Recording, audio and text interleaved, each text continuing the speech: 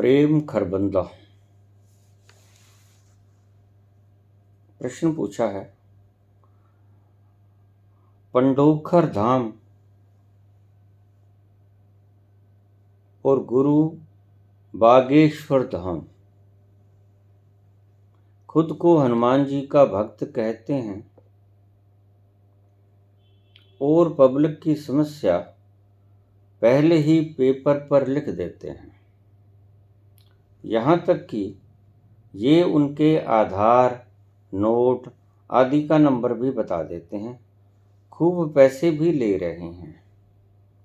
क्या हनुमान जी ऐसे लोगों की ही सुनते हैं? क्या रहस्य है? बाबा जी कृपया समाधान करें। इस तरह तो धर्म का खराब किया जा रहा है रुतबा। कृपया बताएं कि यह सब पहले से जान कैसे लेते हैं। और ताज्जुब है कि इन लोगों की मनोकामनाएं पूरी भी होती हैं। मेरे रिश्तेदार भी यहाँ जाने की इच्छा रखते हैं क्योंकि आज इनकी बहुत ख्याति है। मूल प्रश्न पे आए। जब सब पूर्व निश्चित है तो ये घटनाएं कैसे बदल जाती हैं और यह लोग इन घटनाओं में बदलाव करने में कैसे सक्षम हो जाते हैं? आज लाखों करोड़ों व्यक्तियों का यह प्रश्न है। कृपया समाधान करें। प्रेम खरबंदा।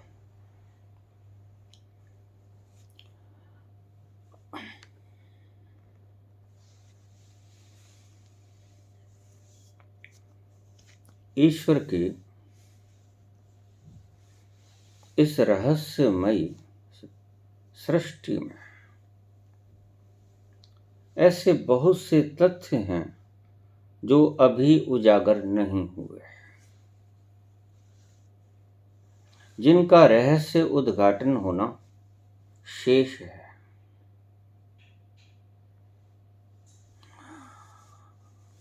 और जो रहस्य उद्घाटित हो गए हैं उनमें से कुछ लोग ऐसे निकले जिन्होंने उन रहस्यों का दुरुपयोग करना शुरू कर दिया। जैसे अणु की खोज की गई, एटॉमिक पावर प्लांट भी लग सकते थे। ईश्वर ने अनंत ऊर्जा भरी है एटम में, लेकिन गलत लोगों ने उसका विनाशक इस्तेमाल किया। बस ऐसे ही बहुत से रहस्य ईश्वर की सृष्टि में छपे पड़े हैं आज भी, और सदा छुपे रहेंगे।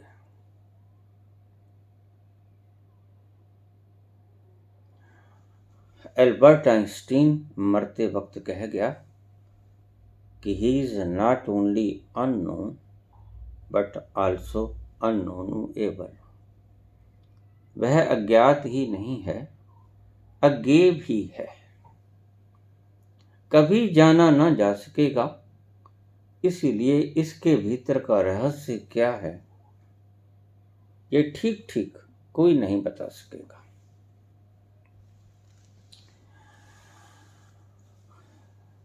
मैं एक अपने जीवन की स्वयं घटी घटना का वर्णन अक्सर किया करता हूँ। मेरे यहाँ शहर में एक जादूगर आया था। उसने 4 बजे का वक्त दिया शाम का। फीस रख दी गई। टिकटें लेकर खचाखच भरा हुआ हॉल, संदीप थिएटर।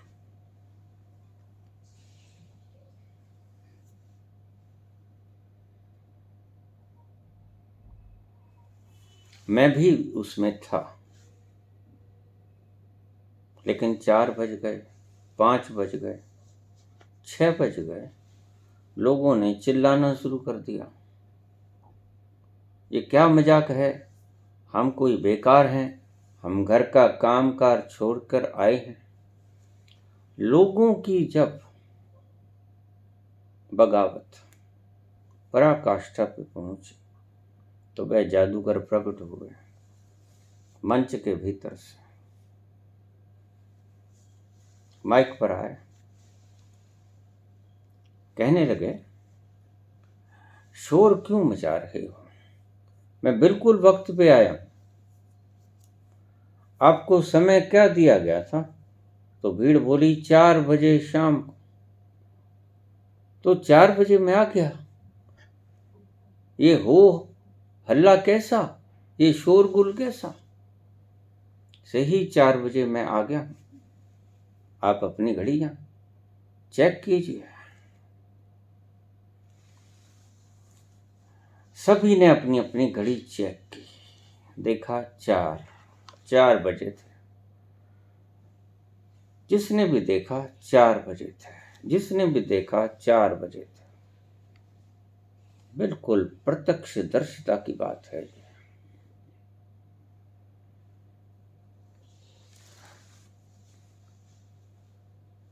लोग चुप हो गए।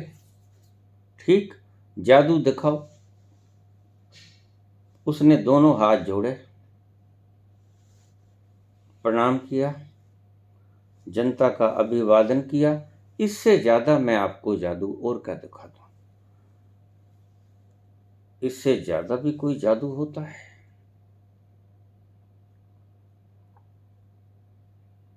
यही कुछ दिखाने के लिए तो मैं 3 घंटे लेट हुआ। मैं भी जानता हूं कि 7 बज चुके हैं, लेकिन तुम्हारी दृष्टि बांध दी गई। ऐसा संभव है? ये मेरी आंखों देखी घटना, मेरे ही शहर में। क्या था ये रहस्य रहस्य ही रह गया।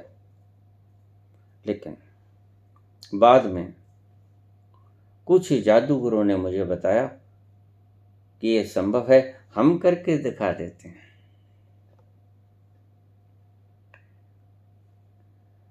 बड़े बड़े जादूगर बैठे हैं, एक सीधी रस्सी को आसमान में उठा देते हैं और इतना ही नहीं, उस रस्सी के ऊपर चढ़ जाते हैं आसमान तक। ये क्या है? कोई पुल नहीं, कोई लोहे की चीज नहीं, कोई धरती में गड़ी नहीं रस्सी। इतना भार 80 किलो का आदमी उसके ऊपर चढ़ जाता है।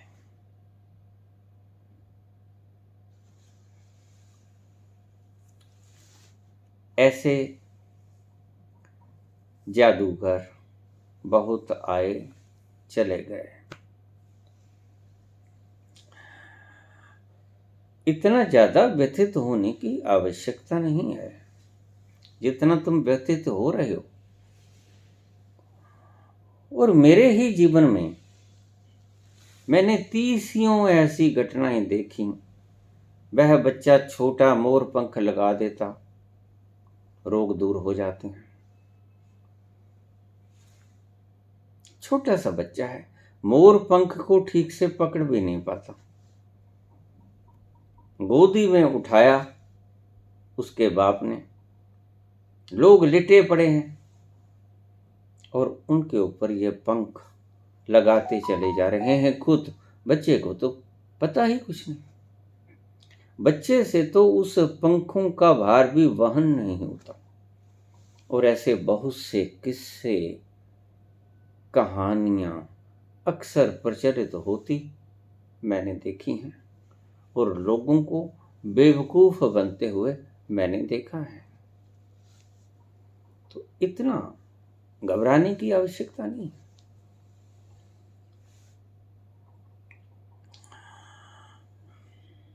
पूछा है, क्या हनुमान जी की कृपा ऐसे ही विशिष्ट व्यक्तियों पर होती है? नहीं, ऐसा कुछ नहीं है। मैंने पूछा हनुमान जी से, क्या माजरा है? कहते माजरा कुछ नहीं। किसी विशिष्ट व्यक्ति पर मैं दयालु तो होता हूं, तुम पर भी दयालु हुआ था जब टीटी बनकर मैंने तुम्हें लश्कर जंक्शन पर रोका था। बिल्कुल ठीक। और मैंने तुमसे कहा था कि घर लौट जाओ और तुमने इनकार किया था। नहीं, मैं एक बार ऋषिकेश जाऊंगा, घर तो नहीं लौटूंगा। और मैंने तुम्हें कहा था कि पुत्र, घर तो लौटना ही पड़ेगा और घर में तुम जो चाहोगे तुम्हें वो मिल जाएगा। हुआ या नहीं हुआ? हुआ, बिल्कुल हुआ। घर लौटना पड़ा। मेरे सामने से 2 ट्रेनें निकल गईं ऋषिकेश के लिए, और इतनी बड़ी ट्रेन जवानी की अवस्था में, 20 साल की उम्र, और मेरी दृष्टि 1 मील से दूर तक देख लिया करता था। मेरे सामने आई इतनी बड़ी ट्रेन, इतना शोरगुल, इंजन 5 मिनट रुकी, मुझे नजर नहीं आई। उतरते लोग नजर नहीं आए, सामान उठाते मुझे नजर नहीं आए।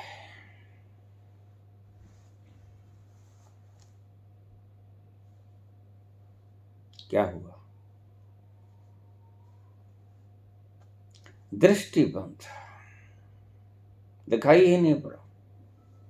और मैंने इस बात का वर्णन आज नहीं किया है, मैंने मेरी बायोग्राफी में 2 वर्ष पहले इस बात का जिक्र किया है।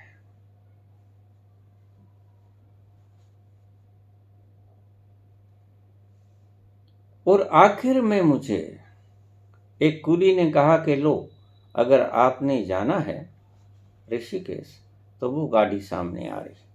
गाड़ी मुझे दिखी और मैं उस गाड़ी में सवार हो गया, लेकिन वो गाड़ी अंबाला जाने वाली थी। क्या करें? हनुमान जी के कहे हुए शब्द अक्षर से सही निकले।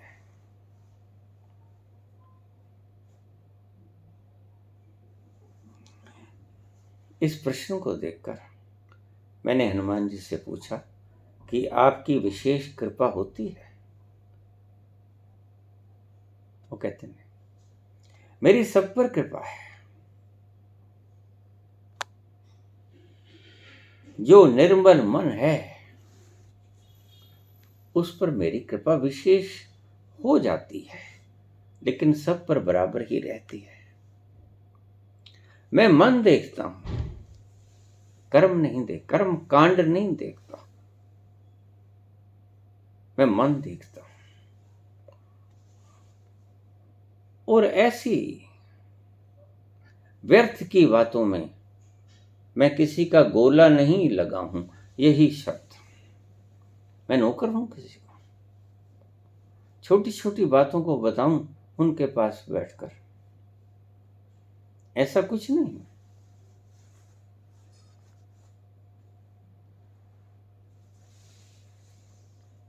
इन्होंने मुझे खरीद लिया है। भला तुम भी कैसी बातें पूछ रहे हो मुझसे? नहीं, ऐसा नहीं होता है। और देखिए, अगर हनुमान जी ऐसा करते भी तो एक और ऊपर सुपर पावर बैठी है। अब आप इस लड़ी को टूटने मत देना, आपकी समझ में सारी बात आ जाएगी। प्रश्न ही न पूछते अच्छा था, प्रश्न पूछ लिया तो समाधान पूरी तरह से ले लीजिए।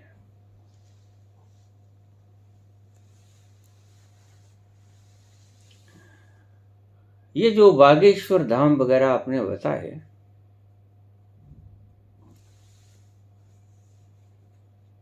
और मुझे उसकी वीडियो भी भेजी गई। वे व्यक्ति कह रहे हैं कि दान के बिना नहीं चलेगा। जो कहते हैं दान मत लो, तो उनके लिए मेरे यहाँ कोई ठिकाना नहीं।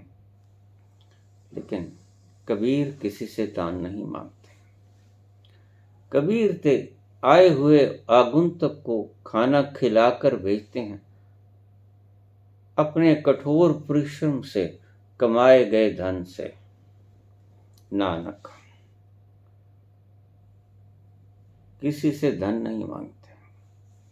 बुद्ध महावीर किसी से धन नहीं मांगते, वर्ण कपिल वस्तु राज्य को ठोकर लगा देते हैं। महावीर भी ऐसा करते हैं। संत जनों की ये बात नहीं है, ये कहीं बात है निम्न स्तर की। और देखिए, अगर ऐसा होता तो आप समझदार मुझे लगते नहीं। प्रश्न पूछने वाले प्रेम खरबंदा मुझे ज्यादा समझदार मालूम नहीं पड़ता। जब इन्हें इतनी बात का नहीं पता, सारे AIIMS, post graduate institutions, PGI, सभी हॉस्पिटल भरे पड़े हैं। त्राहिमाम त्राहिमाम चीत्कार हो रही है, दर्दों से छटपटा रहे हैं लोग। और डॉक्टर्स आज के वक्त नहीं है उनके पास।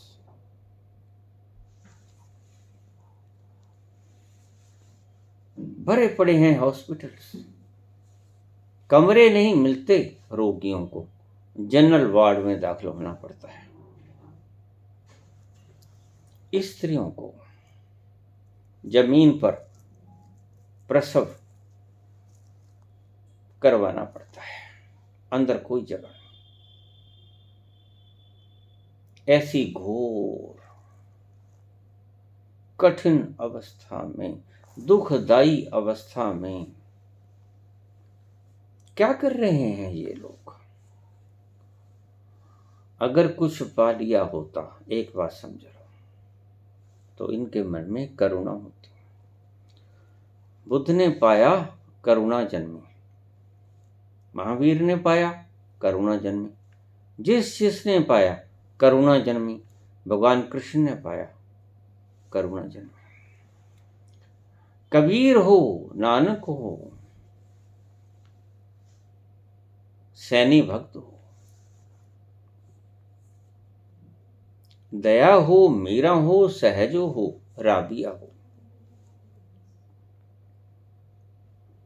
जिसने पाया उसके भीतर करुणा जन्मी। कभी किसी से धन नहीं मांगा। मैंने बहुत बार आपको पहले भी कहा है,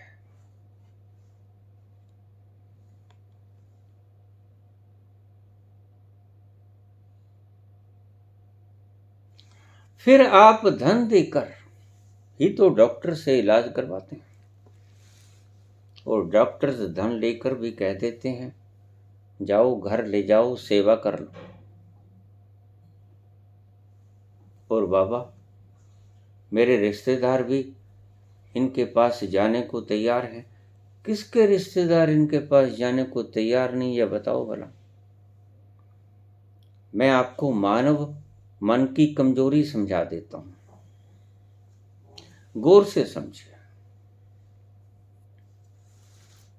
मानव मन दुखी है, उसे पता हो न पता,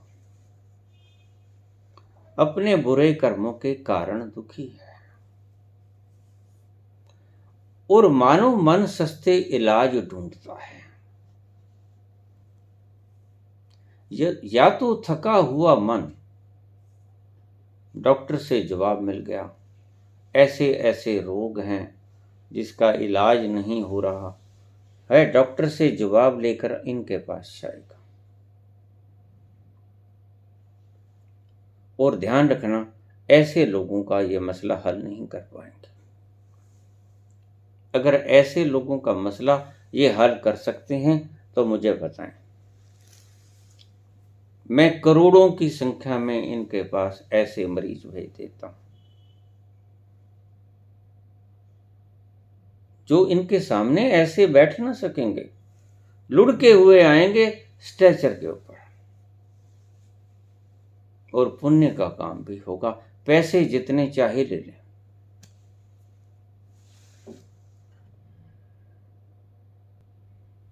नहीं, ऐसा नहीं है। ये लोग खुद को भी भ्रमित कर रहे हैं, दूसरों को भी भ्रमित कर रहे हैं, और लोगों को भ्रमित करने का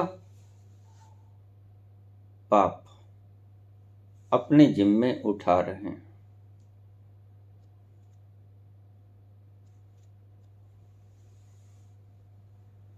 ऐसा संभव ही नहीं। ईश्वर की सृष्टि के सारे नियम विपरीत पड़ेंगे अगर ऐसा है तो, लेकिन है नहीं ऐसा। मैंने अच्छी तरह से पता लगा लिया है।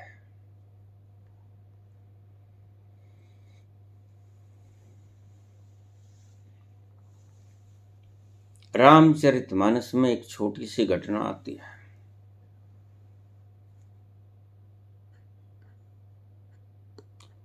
मां पार्वती ने, उमा ने भगवान शंकर को पाने के लिए घोर तपस्या की। पति रूप में पाने के लिए शंकर प्रसन्न हो गए, वरदान दिया। शादी तय हो गई। शादी तय होने से पहले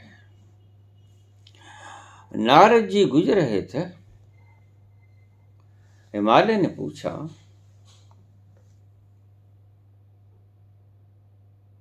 देवर्षि, मेरी पुत्री का हाथ देखकर कुछ बताओगे? कृपा करो, मुझे चिंता है इसकी शादी की। बेटी ब्याहने योग्य हो गई है।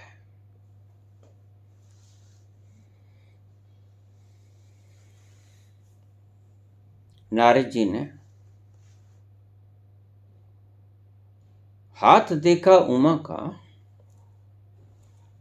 हाथ देखकर बोले, राजन, तुम्हारी पुत्री के संयोग में ऐसा वर लिखा है जो शरीर से करीब करीब नंगा होगा, विभूत मली होगी, कपा, नैना भी कंपी, हिमालय भी कंपा, और बड़ी बड़ी जटाएं, विकराल आंखें, भस्म का लेपन अंग अंग पे, बागंबर लपेटे हुए, विकराल, शीश पे गंगा, हाथ में डमरू त्रिशूल, और साथ में जो लेके आएगा वो बारात को, उसमें राक्षस।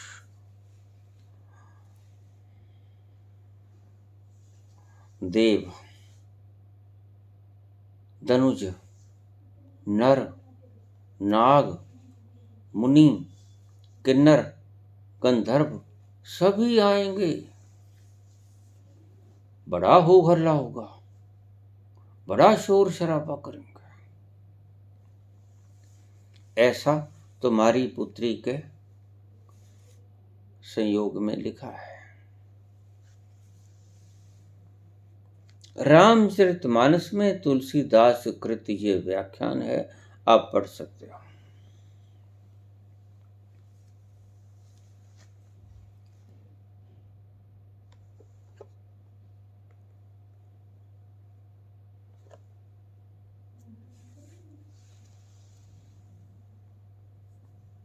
दोनों कंपे, पांव पकड़ लिए। देवर्षि, आपने तो हमारे हृदय को विचलित कर दिया है प्रभु। आपकी वाणी कभी अन्यथा भी नहीं होती है, व्यर्थ भी नहीं जाती है।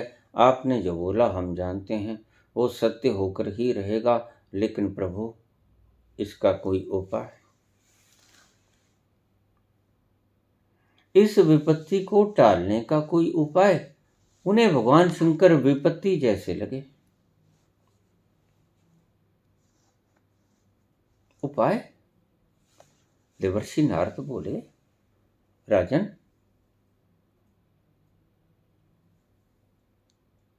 उपाय कुछ नहीं है इसका। ये कर्मों की श्रृंखला है। ये मांगा है तुम्हारी उमा ने।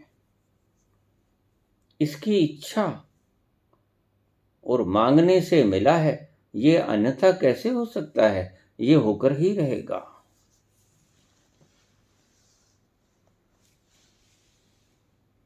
बहुत घबराहट हुई।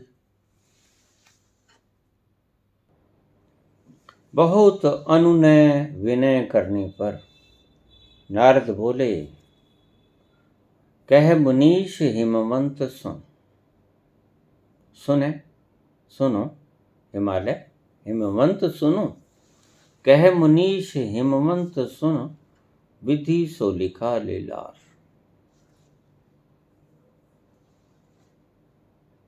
विधाता ने जो लीलार में लिख दिया, माथे पर जो लकीरें खींच दी, देखिए उस वक्त में यही भाषा लिखी गोस्वामी ने।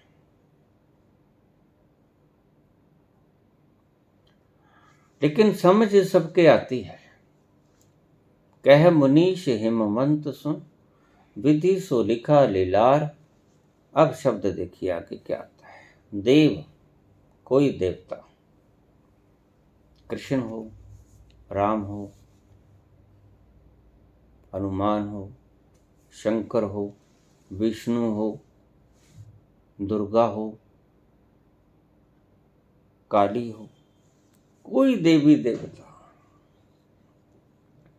सबसे पहले शब्द लिया देव। देव धनुज राक्षस, नर कोई आदमी,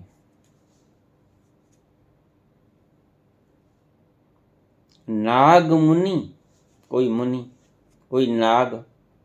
नाग भी तब एक प्रजाति हुआ करती थी, जाति। देव धनुज नर नाग मुनि।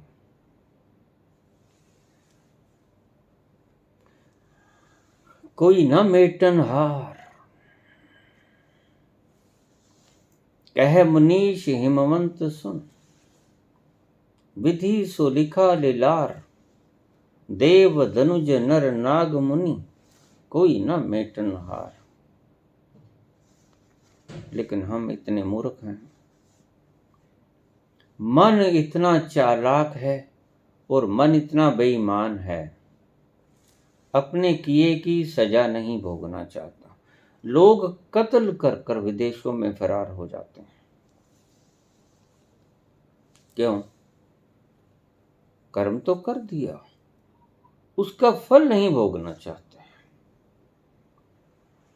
लेकिन संसार में यह व्यवस्था चल सकती है, चली है। बहुत से लोग पकड़े नहीं गए और बहुत से लोग गलत दंडित हो गए। ये संसार की प्रथा है। अल्प बुद्धि है, अल्प शक्ति है। अगर मिल गया तो ठीक, नहीं मिल गया तो क्या करें? इंटरपोल की मदद लेंगे, लेकिन फिर भी नहीं आएगा, क्या करेंगे?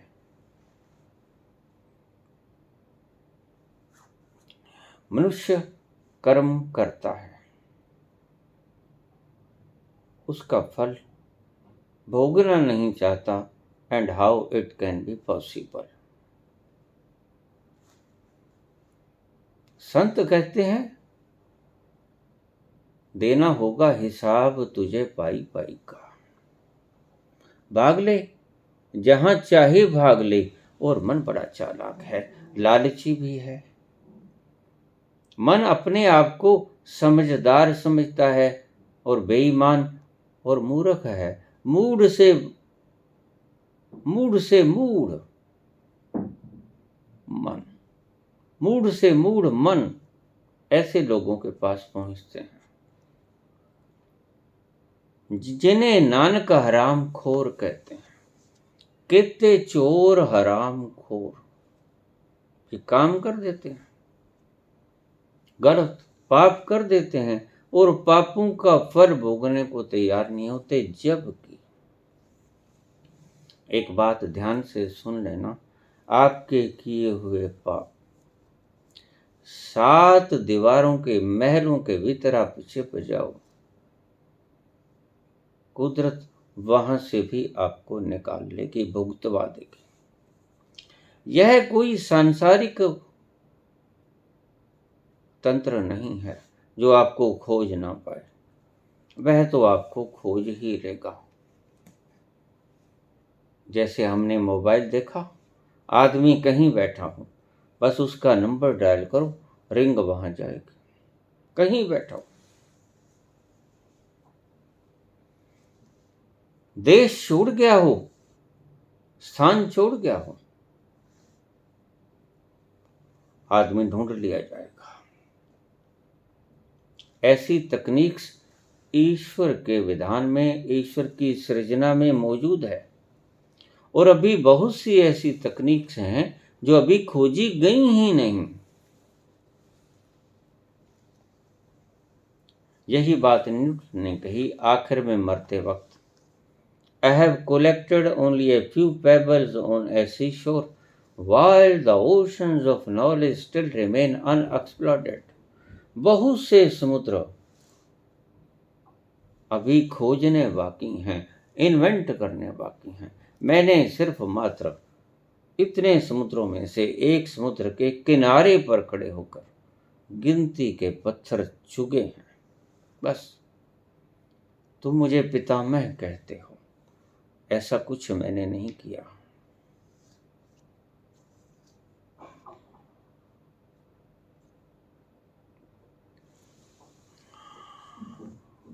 नारद कहते हैं कि देवता की किसी की हिम्मत नहीं कि लिखे हुए को टाल दें।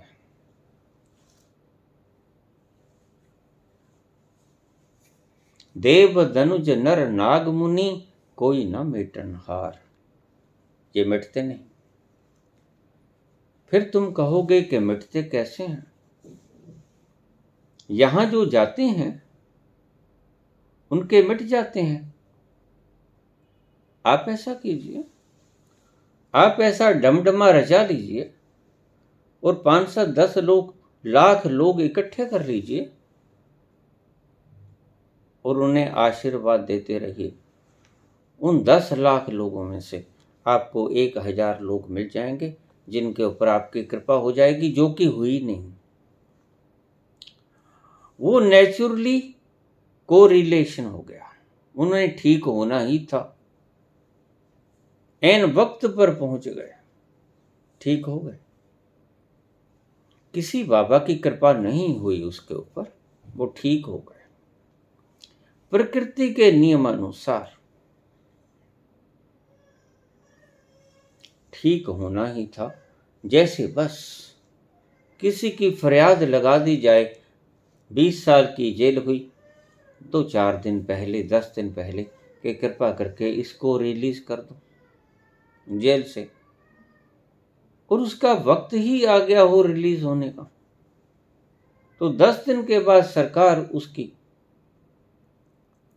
जेल की कोठड़ी का दरवाजा खोल दे कि जाओ तुम मुक्त हो गए। बस ऐसा ही होता है कुछ लोगों के जीवन की घटनाओं में। वो अगर ना भी जाते तो ठीक हो जाते।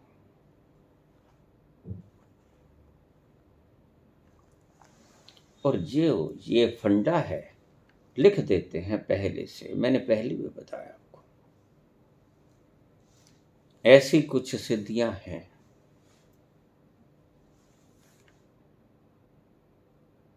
जिन सिद्धियों के द्वारा, सिद्धियों की बात करता हूं, अंतस्थल की बात नहीं करता, समझ लीजिए। ऐसी सिद्धियां हैं जैसे कर्ण पिशाचनी, वारताली, यक्षिणी, दक्षिणी, पिशाचिनी। ये आदमी के कान में कह देती हैं कि यह व्यक्ति आया है, इसका यह नाम है, माता पिता का यह नाम है, इसीलिए आया है, इसको ये तकलीफ है।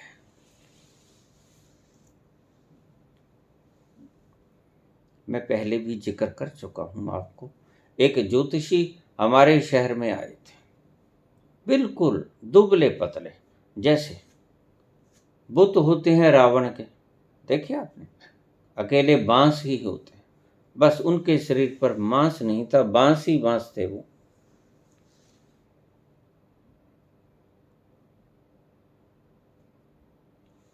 मुझे पता चला, मेरे किसी मित्र ने कहा, इन दिनों मैं बहुत, मेरी ट्रेन की दुर्घटना के बाद विचार मगन रहा करता था, कौन है वो जिसने मुझे बचा लिया। इस खोज में लालायित जगह जगह मैं भी जाया करता था। अंत में किसी मित्र ने मुझे बताया, उसको मेरी खोज का तनक भी पता नहीं था। ये बात तो मैंने कभी किसी को बताई ही न थी। बस एक दो मेरे परम मित्रों को छोड़कर मैंने किसी को नहीं बताई थी, घर वालों को भी नहीं। उदास रहता था, लेकिन ये घटना क्या घटी ये नहीं बतलाई।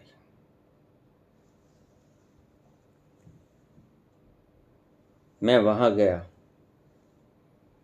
बाहर शिष्य बैठे थे, मुझसे पूछने लगे, कहाँ से आए, क्या काम करते, शादी हुई नहीं हुई, बच्चे कितने। मैंने सब कुछ गलत बता दिया। शादी हुई है, लड़की है, लड़का है नहीं, लड़के के लिए आया हूं। कारोबार कपड़े का है, मैं कोई कारोबार कभी किए ही नहीं।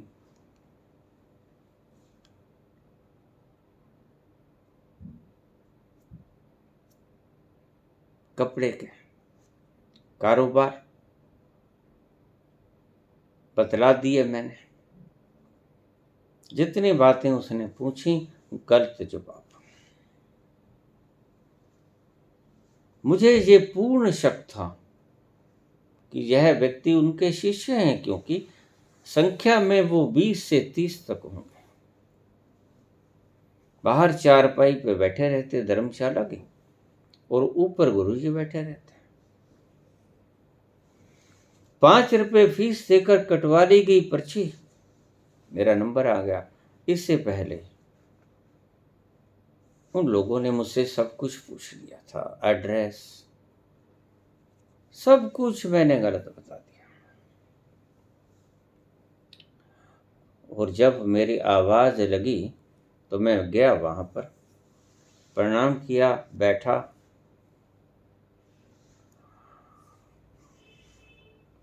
उस भद्र पुरुष ने आंखें बंद की।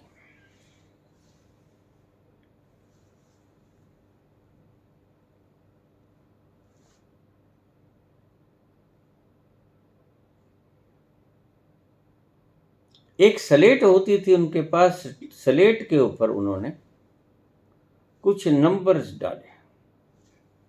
मुझसे कहने लगे, ऐसा करो, इन किसी भी नंबर्स के ऊपर हाथ रखो। मैंने हाथ रख दिया।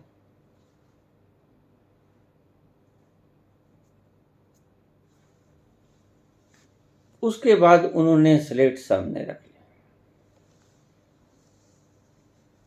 लगे बोलने।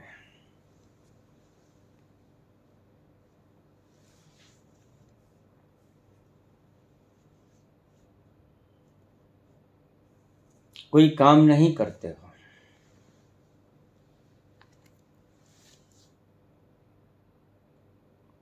शादी नहीं हुई है, मन में ऊहापोह बनी रहती है, इतनी उम्र है तुम्हारी, सब कुछ बतला दिया।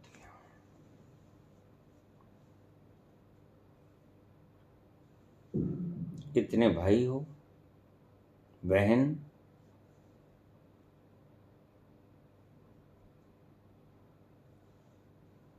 मैंने कहा, मैं पूछने क्या आया हूं, ये बताइए मुझे, मेरा सवाल बताइए क्या है। ये है बात।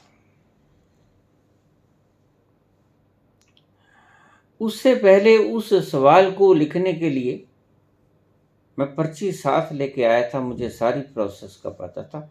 अपना पेन, अपनी पर्ची साथ वाले किसी भी कमरे में चले जाइए, वहाँ अपना प्रश्न लिख के आ जाइए, जेब में डाल के। मैंने उस पर्ची के ऊपर प्रश्न लिखा और भीतर की जेब में डाल दिया। यहाँ पर चोर जेब होती है ना, जहाँ डाल दिया। शक की कोई गुंजाइश मैंने छोड़ी नहीं। पर मैं क्या पूछना चाहता था मुझे ही पता था, और किसी को नहीं पता था, और मैंने बताया भी नहीं था।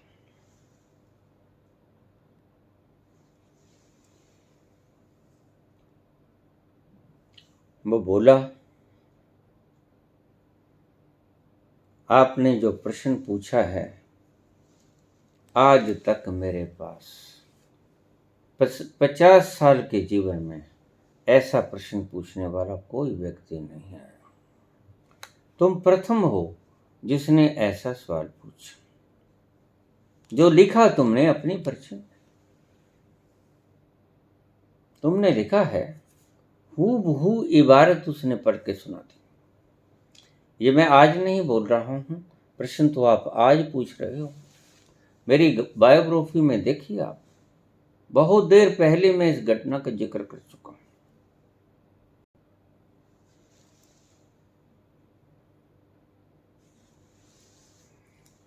आपने पूछा है कि मुझे इस जन्म में परमात्मा की प्राप्ति हो जाएगी या नहीं। अद्भुत प्रश्न था। शायद ठीक कहते थे, इससे पहले किसी ने पूछा भी ना होगा। किसके सिर में दर्द है, किसी को कैंसर है, किसी के टीबी है, निमोनिया है, किसी के टांग में दर्द है, किसके गोडों से चला नहीं जाता, बैठा नहीं जाता। सब अपनी अपनी बीमारियां लेके आते थे, जैसे ये कि डॉक्टर हो। लेकिन मेरा सवाल बिल्कुल अनोखा था। आपने प्रश्न पूछा है, मुझे इस जीवन में ईश्वर के दर्शन हो जाएंगे या नहीं। मैं सन्न रह गया। भीतर एक सन्नाटे की लहर सी तीव्र लहर गुजरी। ऐसे भी लोग पड़े हैं।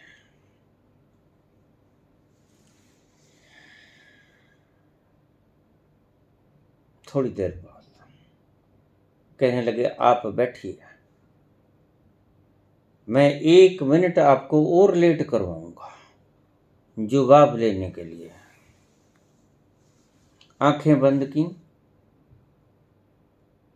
तिलक लगा रखा था सफेद रंग का,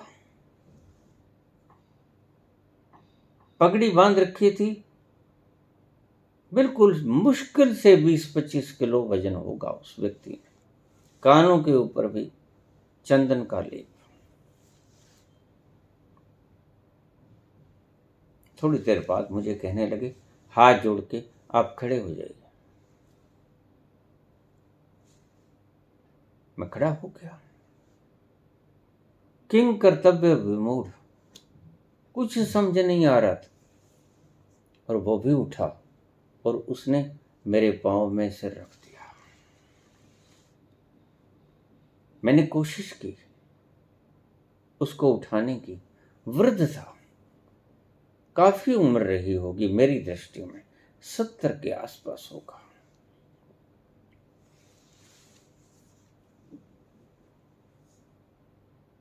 सिर पांव में रख दिया।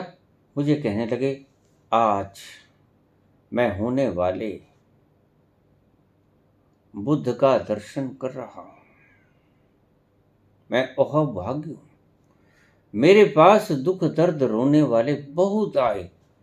मेरे पास होने वाला बुद्ध पुरुष आज प्रथम बार आया। मैं निहाल हो गया। अपने जीवन में मैंने कभी बुद्ध पुरुष देखा नहीं, आज मैंने देख लिया। मुझे अच्छी तरह से पांव में सिर रख लेने दो और मुझे आशीर्वाद दो। हद हो गई। मैं छोटा बच्चा, कोई ज्यादा उम्र नहीं रही थी।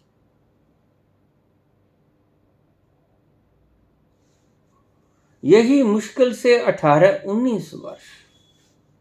जिस वक्त मेरे साथ ये घटना घटी,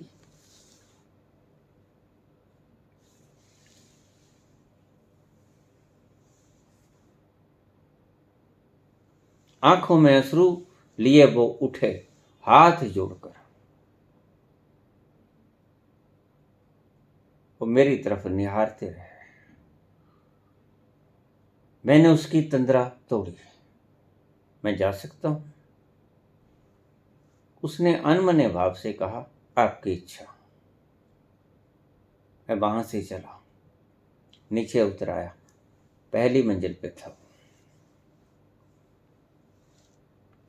एक अद्भुत सावर्गी का आनंद लिए मन में चला जा रहा था। मेरे पांव कहाँ जा रहे हैं मुझे कुछ पता नहीं।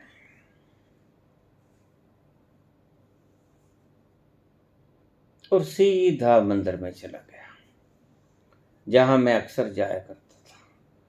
शंकर के मंदिर में जाकर बैठ गया। ये घटनाएं हैं, इनके रहस्यों में जाने की चेष्टा मत करना। पागल भले हो जाओ, रहस्य शायद ना मिले। मैंने भी खोजने की चेष्टा नहीं की कि इसने कैसे पता लगाया, लेकिन उसके बाद मुझे पता चला कि वारताली, ये देवियां, ये यक्षिणी, ये दक्षिणी, ये पिशाचिनी, कर्ण पिशाचिनी, लेकिन ये सिर्फ व्यक्ति का भविष्य नहीं बता सकती, ये व्यक्ति का अतीत बता सकती हैं। भविष्य तो कोई भी नहीं बता सकता। और प्रारब्ध को कोई टाल नहीं सकता। कह मनीष हिमवंत सुन विधि सो लिखा लेलार, देव धनुज नर नाग मुनि कोई न मेटन हार।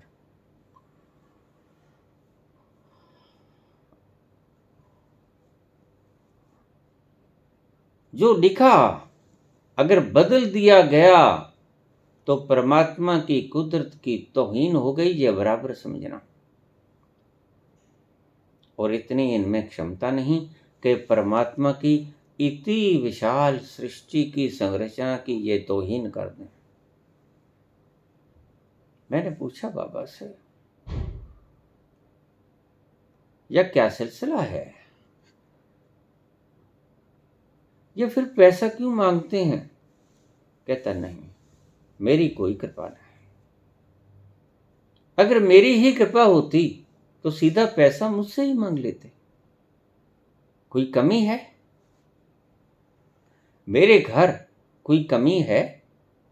नहीं, तो मुझसे सीधा पैसा मांग लेते। और कल्याण की भावना होती तो पैसा ना मांगते। कहाँ मांगा? बुद्ध ने घर घर गए बांटा। कहाँ मांगा? नानक ने घर घर गए बांटा। और कहाँ तक नहीं गए? Mecca Medina. उस खुशबू को बांटने के लिए कुछ मांगा नहीं, बांटने के लिए पहुंच गए।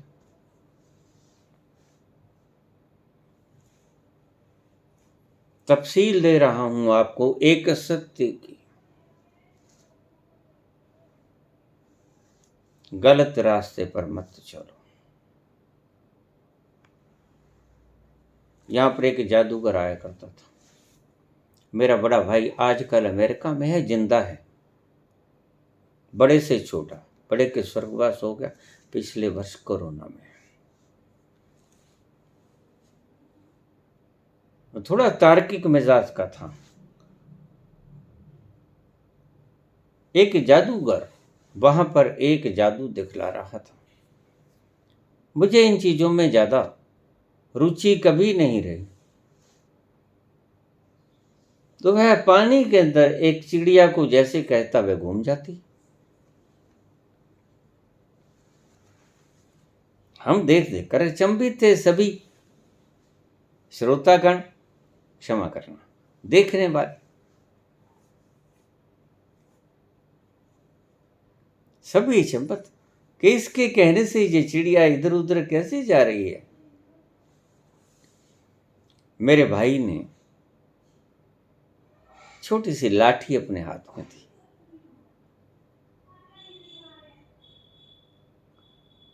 और उसने लाठी को थोड़ा सा आगे करके जैसे ही घुमाया, वो चिड़िया बाहर आ गई। पता चला कि घोड़े के बारीक बाल से अपना अंगूठा उस चिड़िया के गले से बांध रखा, और अंगूठे को हिला रहे, और अंगूठा ढका हुआ, किसी को पता ही ना चले। जादू है, आज नहीं कल पकड़ लिया जाएगा। क्या है, कितने आए कितने चले गए, मैंने बहुत से देखे, आपने भी देखे होंगे। मोर वाला, ये पंखे वाला, ये खीलों वाला,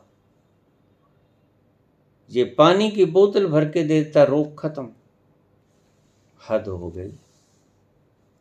देवता नहीं काट सकते प्रारब्ध को, इस अदने से आदमी ने काट दिया, और वो भी पैसे के लालच में, पैसे की मांग कर रहा है। बात ठीक थी बाबा की। बाबा कहते हैं मुझसे पैसे मांग लिया होता, मेरे दरबार में कोई कमी है। और फिर नाम लेकर क्यों उठाते हैं? जितने लोग आ गए, बारी से उनको टोकन बांध दिए जाए। नाम लेकर क्यों उठाया जाता है? प्रत्येक व्यक्ति को लाइन वाइज, जैसे हम राशन डिस्ट्रीब्यूट करते हैं, बुला लिया होता, दुख दूर कर दिए होते, कितना सुंदर दृश्य होता।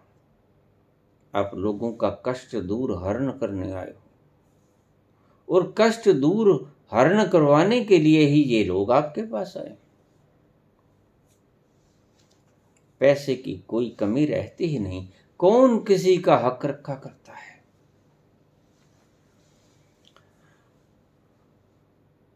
लोग ही तुम्हें नहला देते पैसे से, ये कुछ मांगने की आवश्यकता कहां थी?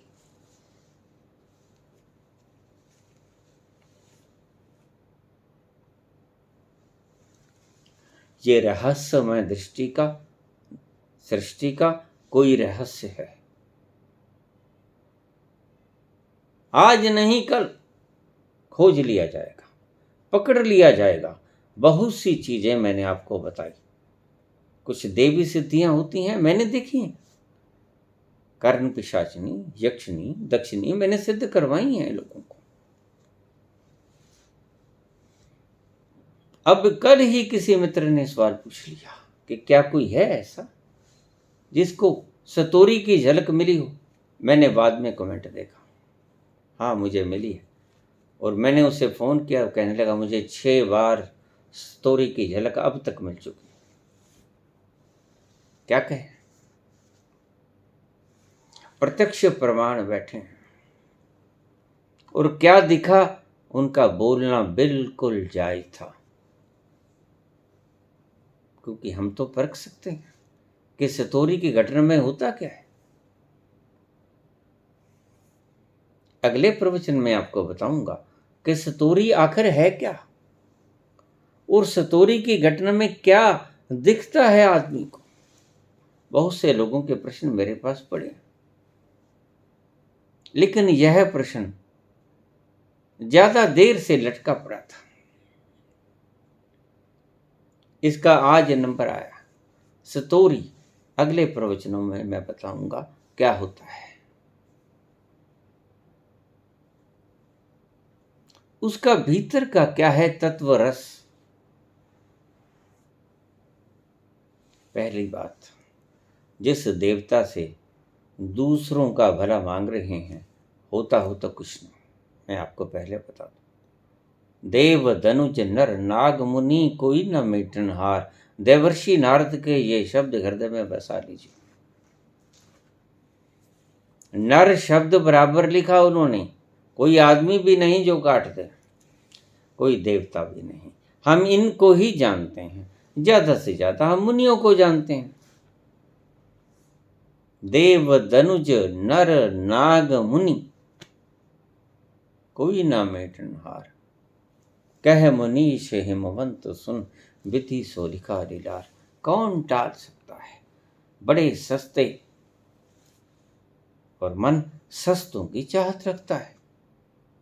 कर तो दिया कत्ल, जेल की कोठरी में छूटें कैसे, बढ़िया से बढ़िया वकील करें कैसे। लेकिन याद रखो, यहां की मार से बच जाओगे शायद। वकीलों की गुफ्तगू जीत सकती है, पापी को भी जितवा सकती है गुफ्तगू। ढंग आना चाहिए बोलने का, तर्क का ढंग लाजवाब होना चाहिए। बस जच जाएगा जज साहबान को, और फैसला आ जाएगा, न्याय नहीं आएगा। इसलिए मैं अक्सर कहता हूं कि आपके न्यायपालिकाओं के अंदर, जिन्हें आप न्याय कहते हो, न्याय हो ना हो, फैसले जरूर हुआ करते हैं। न्याय तो कभी कभी आया करते हैं, क्योंकि आगे फैसला सुनाने वाला भी सब कुछ नहीं जानता है। गवाहों के आधार पर हुई है सारी बातें, और गवाह खरीदे जा सकते हैं।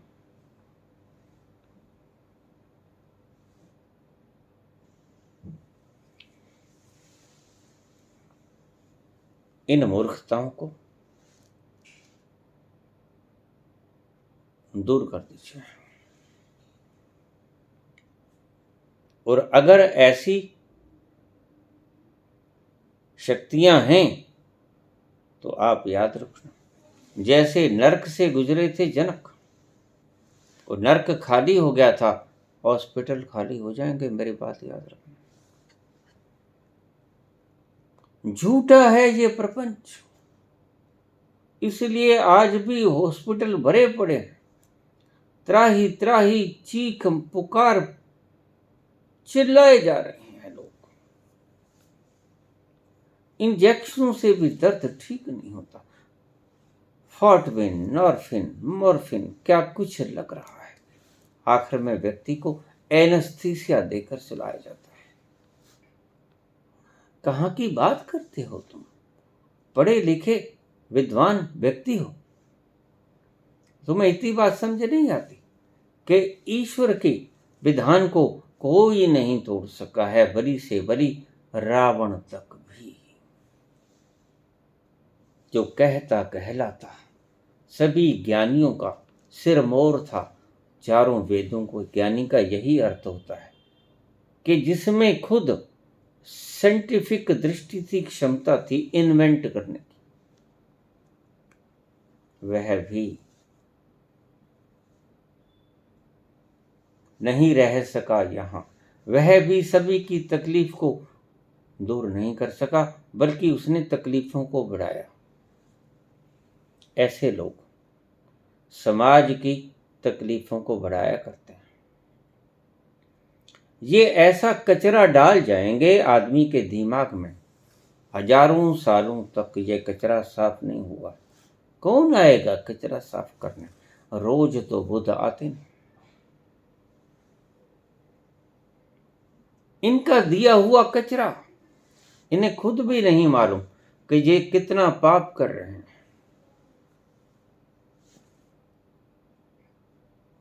कमाल की बात है,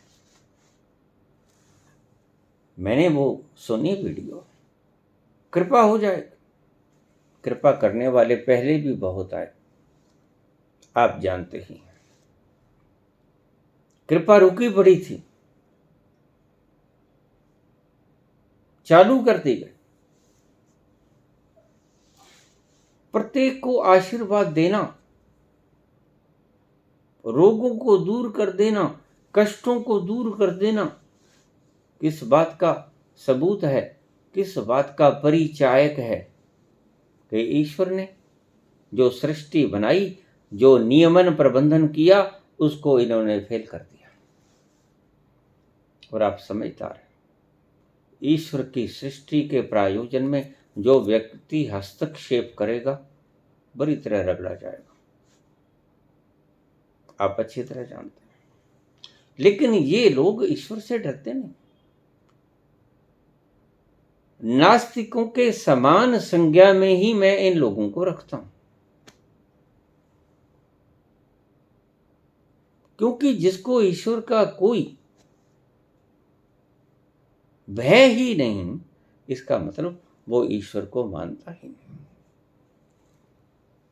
वह पैसे को ही मानता है, वह पैसे को ही जानता है, वह ईश्वर विश्वर की महत्ता को न जानता है न पहचानता है।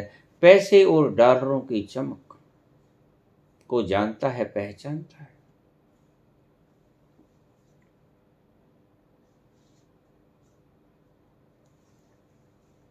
मूर्ख मत बनो।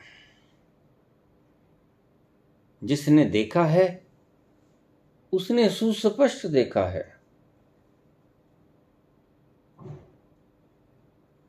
कुछ भी बदला नहीं जा सकता। और ईश्वर कृपा के बिना तो कुछ होता ही नहीं। किते किते संत आए, उन्होंने यही कहा, अगर दुखी हो तो दुखों को भोग लो, वही तुम्हारे ही हैं। उन्होंने सस्ते रास्ते नहीं बतलाए। जहां तो आप मैप देख लो, कैसे कैसे आपको जाना पड़ेगा, कहां कहां से आपको टेम्पू मिलेगा। हद की बात हो गई।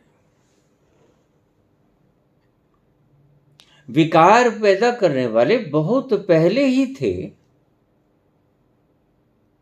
आपने और 2 नाम जोड़ दिए और आपने 2 नाम जोड़े हैं।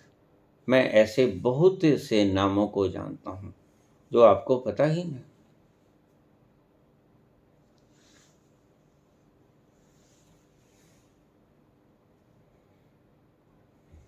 मूढ़ताओं को खत्म करो।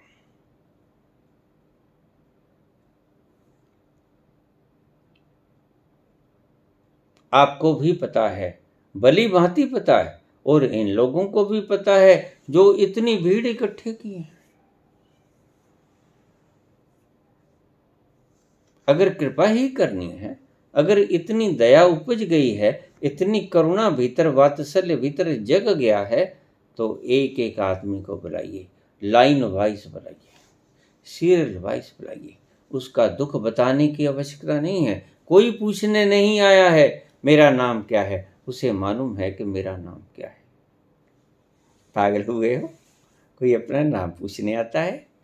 कोई अपने बाप का नाम पूछने आता है? अरे दुख के लिए आता है। वो एक एक आदमी को बुलाओ और कृपा का वरद हस्त रखो उसके सिर पर। कोई अपने बाप का नाम, अपनी माता का नाम पूछने नहीं आया, कोई अपना नाम पूछने नहीं आया, तो क्यों बता रहे हो भला? इस बात का जवाब है आपके पास?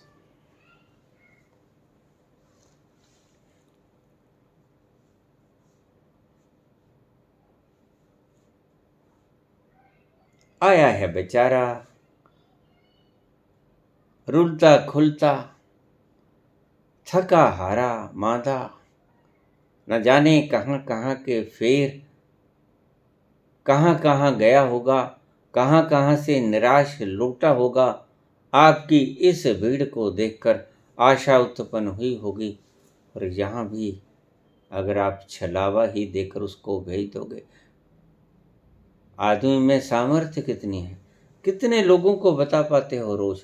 भीड़ तो लाखों की इकट्ठी होती है, और करोड़ों लोग दुखी हैं, और सही पूछो तो नानक दुखिया सब संसार।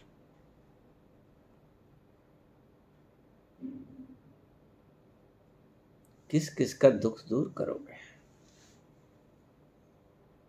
दुख दूर करने के लिए यहां कोई नहीं आता।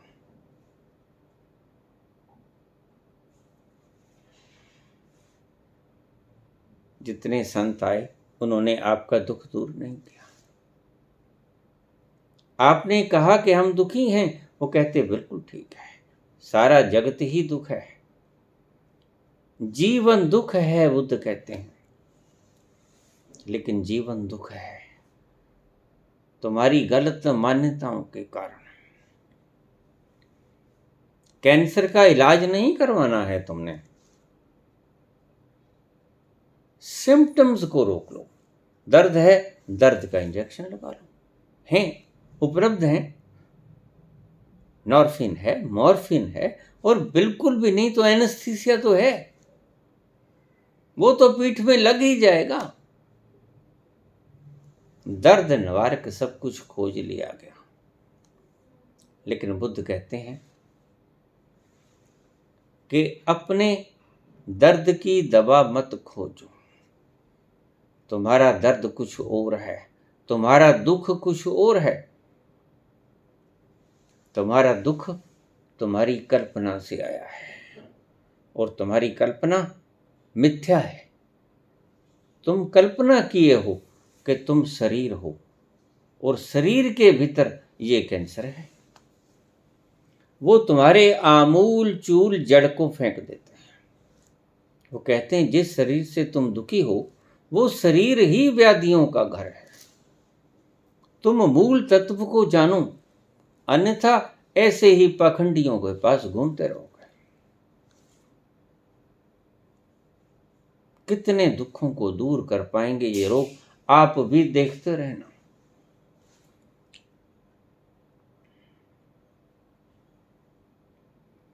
बुद्ध कहते हैं कि ये जानो, रमन कहते हैं नो दाय सेल्फ, गुरजीएफ कहते हैं रिमेंबर योर सेल्फ,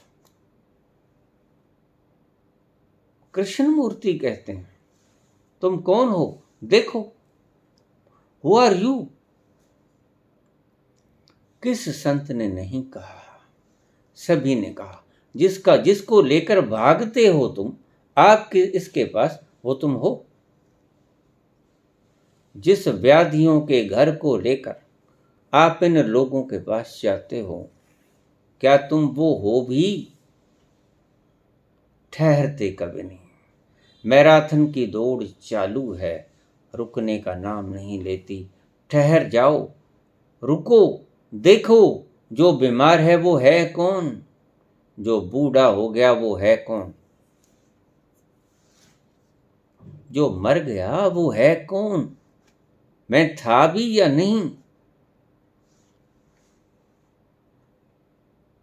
रहस्यवादियों ने तो यही कहा,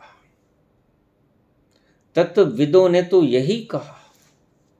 वासांशी जीर्णानि यथा विहाय, नवानि गृह्णाति नरोपराणि, तथा श्री राणि विहाय, जीर्णा अनन्यानि संयाति नवानि देहि। तुम शरीर रूपी वस्त्र को छोड़ देते हो, नया शरीर ग्रहण कर लेते हो, तुम मरते नहीं। तुम्हारे भीतर का तत्व सजा, संभरा, अचल, अटल भीतर विराजमान रहता है। वह कभी हिलता नहीं, कभी डोलता नहीं। एक दिया लगातार सब जगह जल रहा है। दिया जले अगम का, बिन बाती बिन तेल। उसे किसी ऊर्जा की जरूरत नहीं पड़ती। क्यों? क्योंकि वह ऊर्जा स्वरूप खुद ही है।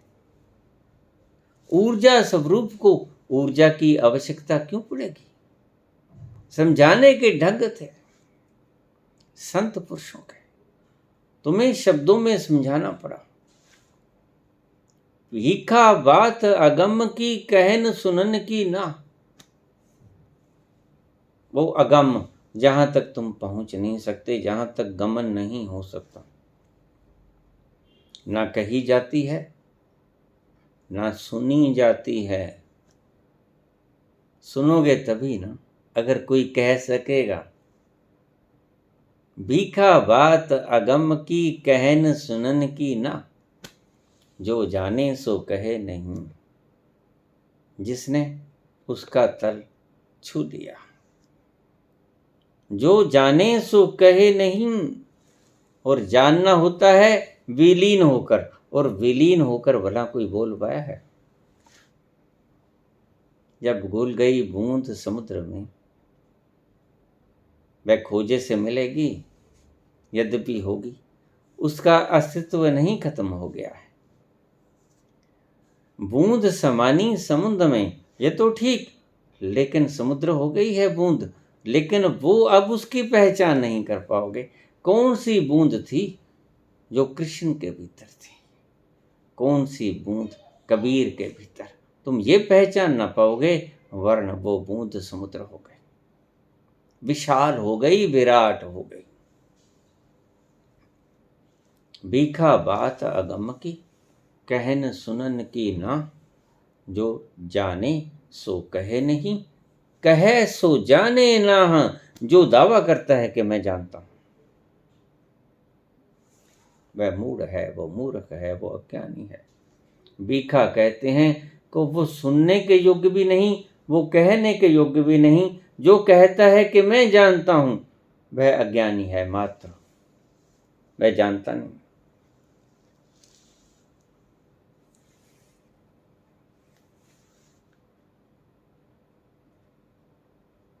लाओजे के बारे में कहानी है। एथेंस के लोग कह रहे थे उसे कि सोक्रेटिस, क्षमा करना, सोक्रेटिस के बारे में एथेंस के लोग कह रहे थे कि सोक्रेटिस परम ज्ञानी है। लोग जाते कि लोग कह रहे हैं सोक्रेटिस महाज्ञानी है, महाज्ञानी है, सब जानता है। सोक्रेटिस कहते कि भाई उनको गलत फहमी हो गई है, मैं कुछ नहीं जानता, मैं तो परम अज्ञानी हूं। और देखिए ये पहचान है। जो वृक्ष फलों से इतना लद जाता है कि फलों का भार झेल नहीं पाता, वो जमीन तक लग जाया करता है। इस बात को याद रखना, झुकना सबूत है इस बात का कि यह वृक्ष इतना लद गया है फलों से कि फलों के भार से झुककर जमीन के साथ चिपक गया है। सोक्रेटिस कहते हैं मैं परम अज्ञानी हूं, आपको गलतफहमी हो गई, आपके बताने वालों को गलतफहमी हो गई।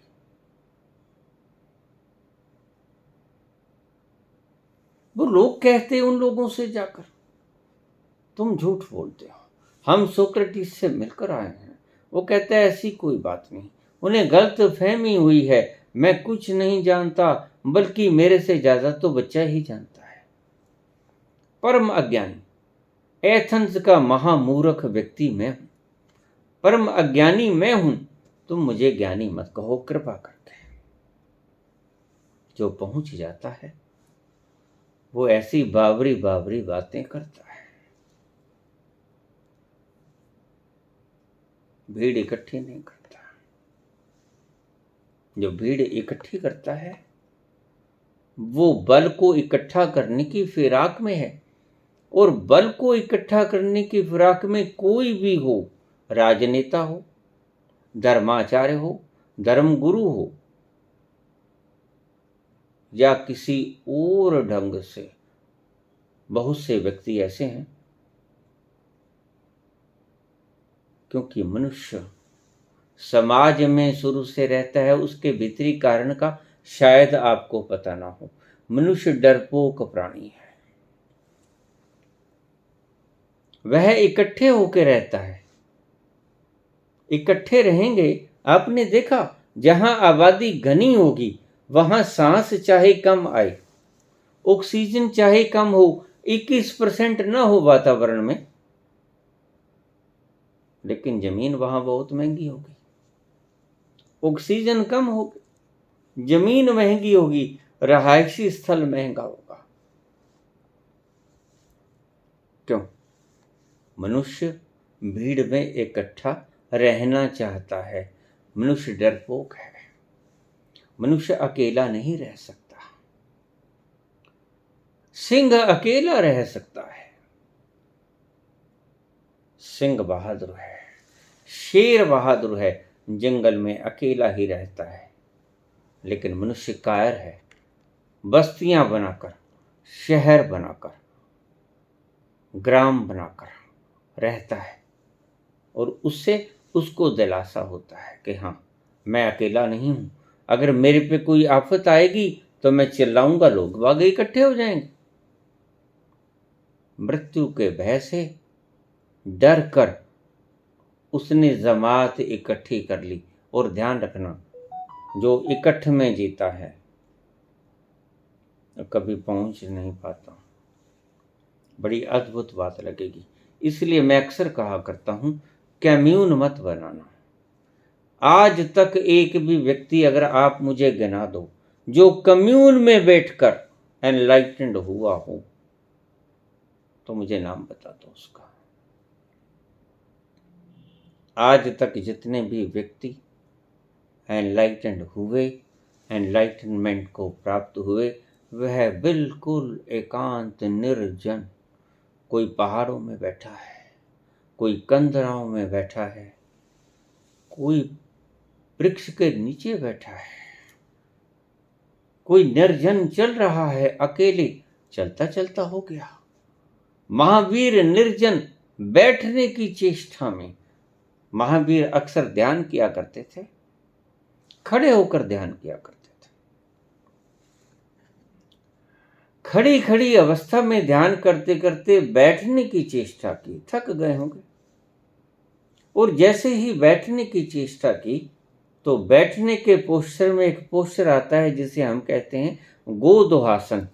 जैसे गऊ को दूहा जाता है, ऐसा आसन आता है। जब वो इस आसन में आए तो उन्हें कैवल्य की प्राप्ति हो गई। घटना घट गई वो जिसका इंतजार था जन्मों जन्मों से।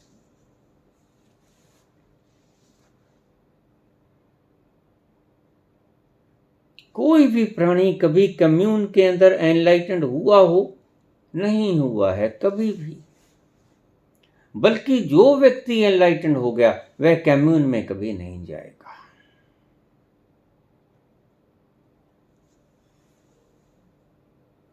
कम्यून के भीतर कभी कोई व्यक्ति संबोधि को प्राप्त हो ही नहीं सकता है। यह परम एकांत में घटने वाली घटना है। अगर आपके चुफेरे दूर दूर तक कोई रेंज आपको घेर रही है, बस इतनी ही अड़चन काफी है एनलाइटनमेंट में। इसलिए मैंने एक विधि बताई कि 7 साल एक कमरे में बैठ जाओ, दूर दराज, कट ऑफ होकर बिल्कुल। ले उन प्राणियों के लिए है जो बिल्कुल फ्री है, अपने फर्जों से मुक्त हो गए हैं। आम लोग इन बातों को नज़रअंदाज कर देना, क्योंकि उनके बच्चों का पाप मुझे लगेगा। छोड़ के हिमालय में जाएंगे या भीतर बैठ जाएंगे, इससे कोई फर्क नहीं पड़ता। बच्चों का सिर मोर छीनने का कारण मैं बनूंगा। ऐसा मत करना, कृपा करके अपना काम धंधा करना, फुर्सत के क्षण निकालना। मैं अक्सर ही कहा करता हूं, एक कमरे में बैठ जाना छुट्टी वाले दिन। अभी तो यहीं से शुरू करो, एकदम से यह नहीं हो पाएगा। शास्त्रों ने भी, आचार्यों ने भी एक उम्र निर्धारित की थी परमात्मा तक पहुंचने के लिए। 25 तक ब्रह्मचर्य, 50 तक गृहस्थ, 75 तक वानप्रस्थ, और वानप्रस्थ के बाद संन्यास्त। अब आप अकेले जा सकते हो, गंगा किनारे, यमुना किनारे, सरयू किनारे, हिमालय में, गुफाओं में, कंदराओं में, जहां चाहे जा सकते हो, अकेले हो सकते हो। सभी फर्जों से मुक्त, सभी कर्जों से मुक्त जब हो जाओ तो अवश्य ही, क्योंकि यह तुम्हारी परम मंजिल है, यह तुम्हारा परम लक्ष्य है, बैठ जाना वहां और उसको अचीव करना जो तुम्हारा लक्ष्य है। ये जो संसार की व्याधियों के कारण आप भागते फिरते हो, ये तो नजर आते हो। हॉस्पिटल्स में देखो कितना रश है, पर्ची कटवाने के लिए कुछ कुछ घंटे लग जाते हैं, सिर्फ मात्र पर्ची। नंबर तो जब आएगा तब आएगा। ये कोई बहुत नई बात नहीं है। किसी ऐसे सस्ते इलाज के लिए भीड़ का जमा हो जाना कोई बहुत नई बात नहीं।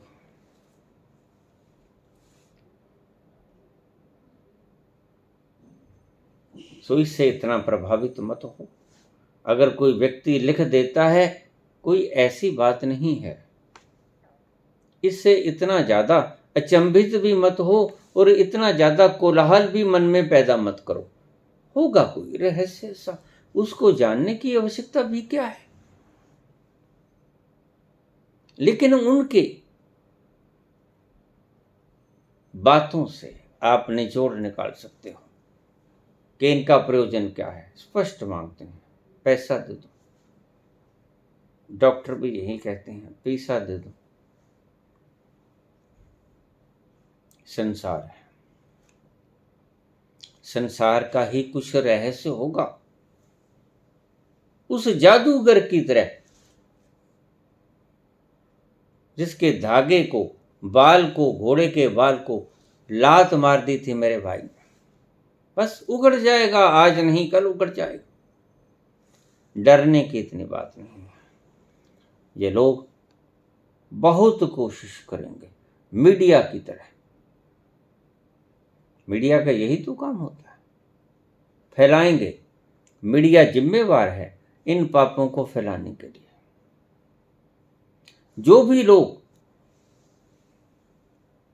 इन गलत चीजों का प्रसारित करते हैं, प्रसारण करते हैं, वह बराबर के भागी हैं। बराबर के नहीं, सही पूछो तो सबसे ज्यादा भागी ही वो हैं। जो यहां पर भीड़ इकट्ठी करते हैं, यहीं पर भी, जहां पर भी भीड़ इकट्ठी करते हैं, मीडिया के द्वारा ही ये भीड़ आती है। और आप कह रहे हैं कि लोगों के दुख दूर होते हैं। बिल्कुल होते होंगे। जिनके दुख दूर घर बैठे ही हो जाएंगे, उनके दुख दूर हो जाते हैं। बस उनका वक्त आ गया रिलीज होने का, वो ही ठीक होते हैं। ये बात मेरी ध्यान में रखना। दूसरा नहीं ठीक हो पाएगा। कुछ चालबाजियां भी हो सकती हैं इसमें,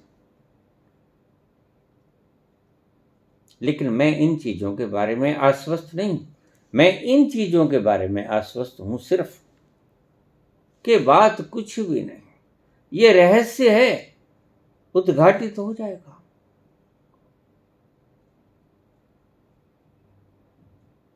कोई बहुत बड़ी बात नहीं है।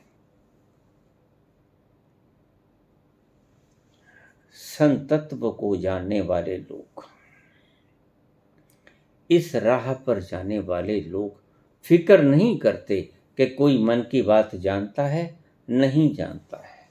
मैंने अपने जीवन में बहुत चमत्कार देखे हैं।